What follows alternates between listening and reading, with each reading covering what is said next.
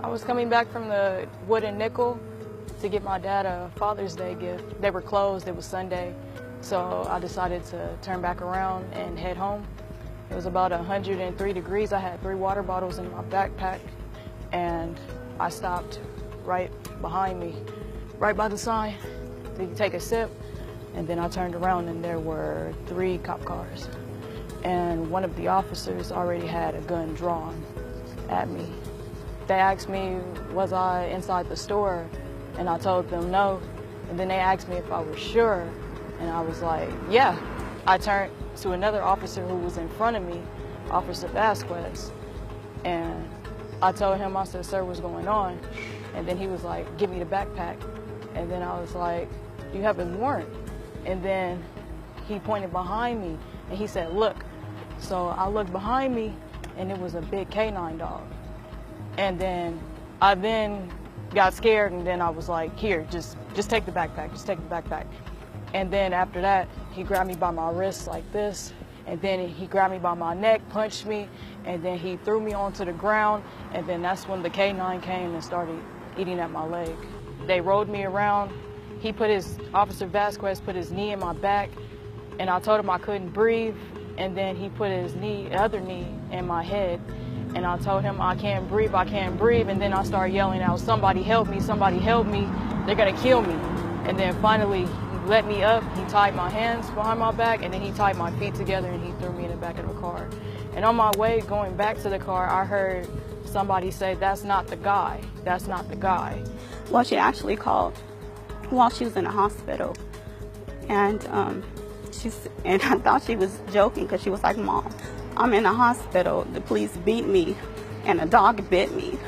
I was like, wow. I'm like, let me talk to the officer. And so the officer got on the phone and I asked him what happened, and he told me that it was mistaken identity. And I'm like, wow.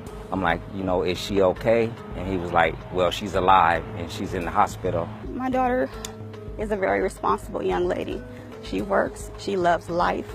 There was no reason for this to happen to her. They never told me why they stopped me, but after they beat me and threw me in the cop car, that's when they told me, explained that there was some guy with a machete that was inside the grocery store and they were looking for him, and I matched the description.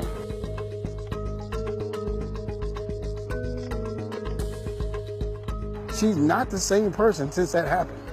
I brought her here the other day because we were looking for the gentleman that even told the officers that that's not the guy, and they still continue to beat her and have the dogs on her. After he told them, they ran him back in the store.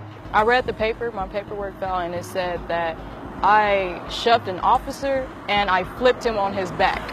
They would say that my daughter attacked them. Come on, she's 5'2", 115 pounds soaking wet, and that she attacked a 200-pound man. There were dogs and guns drawn on me. Like, I would never do anything like that. Every day I have to change her bandages, and I see the injuries that she has.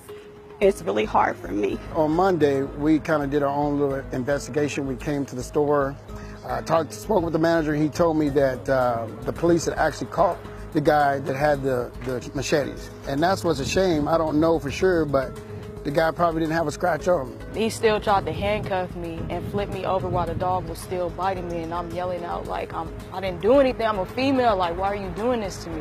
Why should my daughter be charged with a crime? All she did was stop to drink some water because it was 100 and something degrees.